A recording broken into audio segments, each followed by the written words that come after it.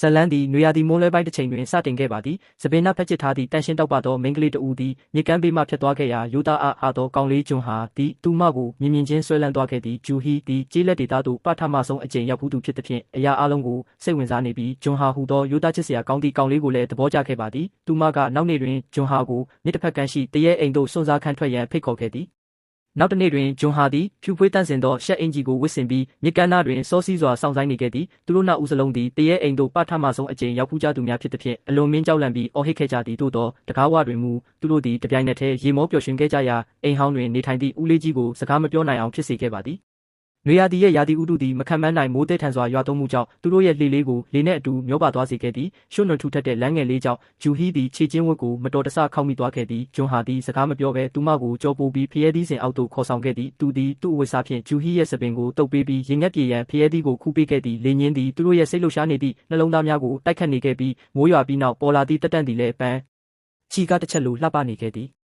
သူတို့သည်တရားငယ်လေးပေါ်သို့ရောက်သောအခါကောင်းကင်တစ်ခုလုံးရှိမျှော်မီးပိုးများသည်ဂျူဟီကိုဆွဲဆောင်သွားခဲ့သည်။ဂျွန်ဟာသည်သူမအတွက်အတောက်ပဆုံးမျှော်မီးပိုးလေးကိုဖမ်းပေးခဲ့သည်။ထို့သို့လင်းလက်တောက်ပနေသည့်အလင်းရောင်များကြားတွင်သူတို့ရဲ့အချစ်သည်တိတ်တဆိတ်စတင်ခဲ့ပါသည်။သို့သောလက်တွေ့ဘဝသည်အမြဲတမ်းမျှော်လင့်ထားသလိုဖြစ်မလားဂျူဟီ၏အဖိုးသည်ကမ်းနားသို့လိုက်လာခဲ့သည်။နောက်ထပ်တွေ့ဆုံရန်ခက်ခဲမည်ကိုသိရှိထားသည့်ဂျူဟီသည်သူမရဲ့ဆွဲကြိုးကိုချွတ်ပြီးဂျွန်ဟာအားပေးခဲ့သည်။ကမ်းပေါ်ရောက်ပြီးနောက်ဂျွန်ဟာသည်ဂျူဟီ၏နောက်ကျောကိုသာစိတ်ထဲတွင်မြင်အောင်နေခဲ့ရခြင်းရိုက်ချက်တစ်ခုကသူ့ကိုလက်တွေ့ဆန်စေခဲ့သည်။တဦးကတာမန်စင်းရဲသားကောင်လေးနောက်တဦးကကွန်ကရစ်လွတ်တော်အမတ်ရဲ့သမီးဘလို့ကြည့်သူတို့မှာပေါင်းဆက်ဖို့အခွင့်အလမ်းမရှိခဲ့ပါ။သို့တော်လည်းအချစ်သည်မျက်စိကမ်းပြီးဆန္ဒပြင်းပြသည်ဂျွန်ဟာသည်လမ်းခွဲပြီးနောက်ဂျူဟီကိုအချိန်တိုင်းတတိယနေခဲ့သည်။ကျောင်းဖွင့်သောအခါသူ့ရဲ့တငယ်ချင်းကောင်းထဲဆူသည်ဂျွန်ဟာသည်အခြားကျောင်းသားများအားစာရေးပေးတဲ့ကြောင်းကြားသိရသဖြင့်သူ့ရဲ့ဆေးဆက်ထားသူအတွက်အချစ်စာတစ်စောင်ရေးပေးရန်တောင်းဆိုခဲ့သည်။ထဲဆူကဓာတ်ပုံထုတ်ပြသည့်အခါဂျွန်ဟာတုန်လှုပ်သွားခဲ့သည်။ပြင်းမှာသူနှင့်ညမပြတ်တတိယနေသောဂျူဟီပင်ဖြစ်နေခဲ့ပါသည်။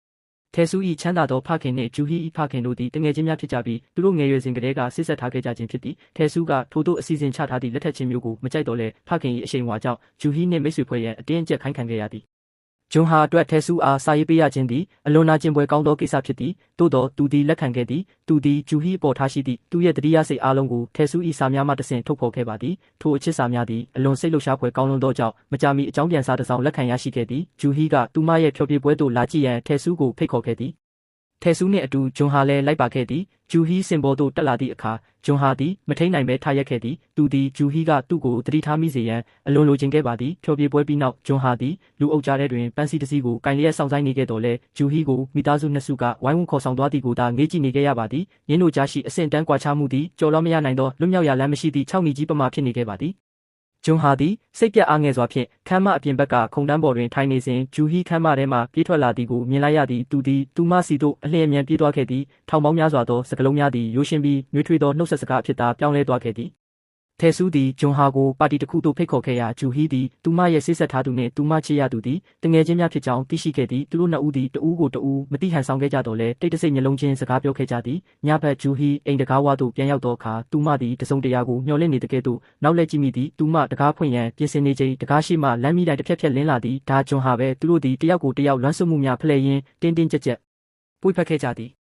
ဂျူဟီနှင့်အချိန်ကြာကြာအတူရှိခဲ့သည့်ထဲဆူသည်ဂျူဟီကိုတကယ်ချစ်မိသွားပြီးသူသည်ဂျူဟီအားစိတ်အားထက်သန်စွာချစ်ခွင့်ပန်ခဲ့သည်။ဂျူဟီသည်သူမနှင့်ဂျွန်ဟာတို့၏ဆက်ဆံရေးကိုပြန်လည်သုံးသပ်ခဲ့ရသည်။ကြီးမားသောအဆင့်တန်းကွာခြားမှုနှင့်မိသားစုဖက်မှဖိအားပေးမှုများကိုရင်ဆိုင်ရသောအခါဤတိုင်းဆိုလျှင်သူတို့အားလုံးနာကျင်ရမည်ဟုသူမတွေးမိသည်ထို့ကြောင့်သူမသည်ဂျွန်ဟာကိုလည်းမတွေးတော့ရန်ထဲဆူကိုလည်းမတွေးတော့ရန်ဆုံးဖြတ်ခဲ့သည်။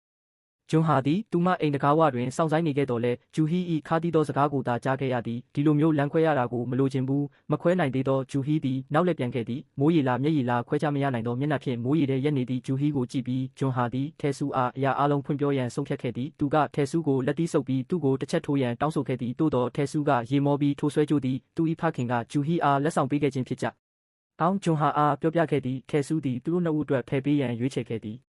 အားလက်ရက်အတွင်းထဲဆူသည်ဂျွန်ဟာ၏နေရက်လိပ်စာကိုဂျူဟီအားပေးခဲ့ပြီးဂျွန်ဟာကိုလည်းသူ၏အမည်ကိုအသုံးပြု၍ဂျူဟီအားပြန်လည်စာရေးရန်ပြောခဲ့သည်ထို့သောဖြင့်ဂျူဟီ၏မိသားစုကရှာဖွေတွေ့ရှိခြင်းကိုရှောင်ရှားနိုင်စေခဲ့သည်သူတို့သည်စာများမှတဆင့်တယောက်ကိုတယောက်လွမ်းဆွကြောင်းပြောခဲ့ကြသည်သို့သောနောက်ဆုံးတွင်အရာအလုံးလျှို့ဝှက်ထား၍မရနိုင်တော့ပါမိုးရေဆူနေသောစာတစ်စောင်သည်ထဲဆူ၏အိမ်သို့ပြန်ရောက်လာခဲ့သည်ထဲဆူကသူ့ဖခင်အားစစ်မှန်စွာချစ်ကြသူများသည်အတူရှိတင်ကြောင်းဖွင့်ပြဒေါ်ကေယာဖခင်ကခပ်ပတ်ဖြင့်ရိုက်နှက်ခဲ့သည်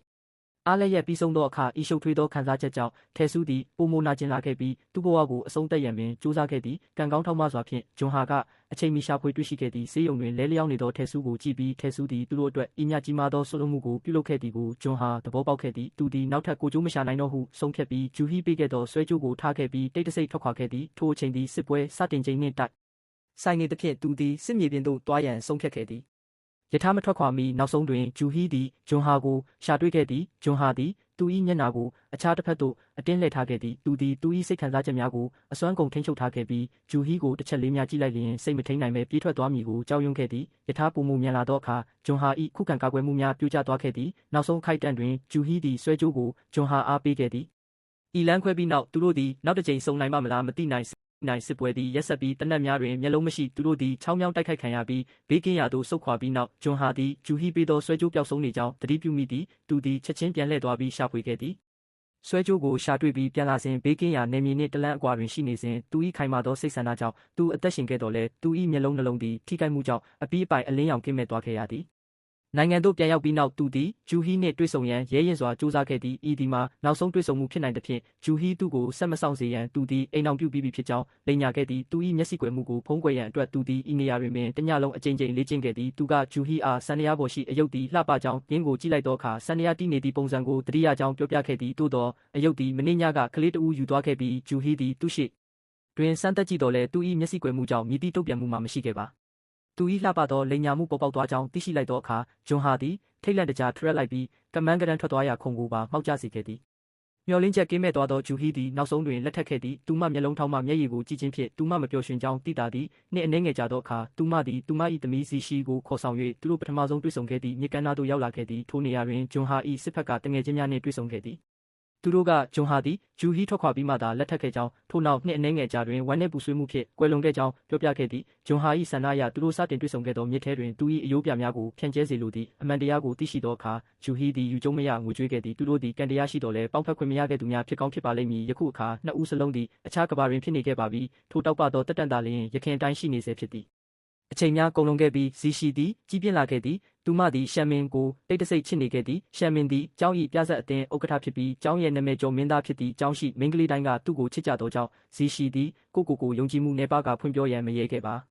တနေ့တွင်ဇီရှီသည်မိုးသေးထန်စွာရွာသွန်းမှုကြောင့်တစ်ပင်အောက်တွင်ပိတ်မိနေစဉ်ရှမ်မင်သည်ထိုနေရာမှဖြတ်သွားခဲ့သည်ရှက်ရွံ့နေသောဇီရှီသည်သူ့ကိုစကားမပြောရဲခဲ့ပါရှမ်မင်ကသူ့အနေဖြင့်လည်းထိုနေရာသို့သွားရမည်ဟုပြောပြီးသူကိုယ်တိုင်ပြုလုပ်ထားသောထီကိုဖွင့်၍ဇီရှီနှင့်အတူမိုးရေထဲပြေးခဲ့သည်ပကြီးကားတစ်ချက်လိုပဲနောက်ပိုင်းတွင်မိုးရွာသည့်နေ့တစ်ရက်၌ဇီရှီသည်ကော်ဖီဆိုင်ဝန်ထမ်းတဦးမှတဆင့်ထိုနေ့တွင်ရှမ်မင်ထီပါလာခဲ့ကြောင်းမတော်တဆသိရှိခဲ့သည်သူမနှင့်မတော်တဆတွေ့ဆုံရန်အတွက်တမင်တကာထီကိုကော်ဖီဆိုင်တွင်ထားခဲ့ခြင်းဖြစ်သည်သူမတိတ်တဆိတ်ချစ်နေခဲ့သောကောင်လေးသည်လည်းသူမကိုပြန်ချစ်နေခဲ့ခြင်းပင်ဖြစ်သည်ထိုနေ့မှစ၍သူတို့သည်မကြာခဏချင်းတွေ့ခဲ့ကြသည်သူတို့သည်ဇီရှီ၏မိခင်အမတ်ရနေသည့်မြစ်သို့တွားရောက်ခဲ့ကြသည်ဇီရှီသည်သူမ၏မိခင်ဇလန်းကိုရှမ်မင်အားပြောပြခဲ့သည်ရှမ်မင်သည်မသိစိတ်ဖြင့်ပင်မျက်ရည်များကျလာခဲ့သည်သူသည်သူ့ဖခင်ခြံထားခဲ့သောလက်ဆွဲကိုထုတ်ပြခဲ့ရာရင်းသည်ဂျွန်ဟာနှင့်ဂျူဟီတို့လဲလှယ်ခဲ့သောလက်ဆွဲပင်ဖြစ်သည်ရှမ်မင်၏ဖခင်သည်ဂျွန်ဟာဖြစ်နေခဲ့ပါသည်မိဘများ၏ဘဝတစ်လျှောက်လုံးနောင်တများသည်ဤမျိုးဆက်တွင်နောက်ဆုံး၌ပြည်လည်ခဲ့ပါသည်သူတို့သည်သူတို့မိဘများလျှောက်ခဲ့သောလမ်းငယ်များအတိုင်းလျှောက်ခဲ့ကြပြီးသူတို့မိဘများခံစားခဲ့ရသောညနေခင်းလင်းခြင်းကိုခံစားခဲ့ကြသည်သူတို့တစ္ဆာဆိုခဲ့သောထိုတရားငယ်သို့ရောက်လာခဲ့ကြသည်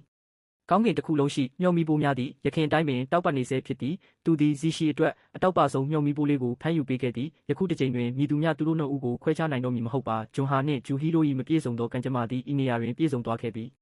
အချစ်သည်အမှန်တကယ်ပင်အချိန်ကာလကိုကျော်လွန်နိုင်သည့်အရာအလုံးသည်ကံတရားအတိုင်းဖြစ်လာခြင်းသာဖြစ်ပါသည်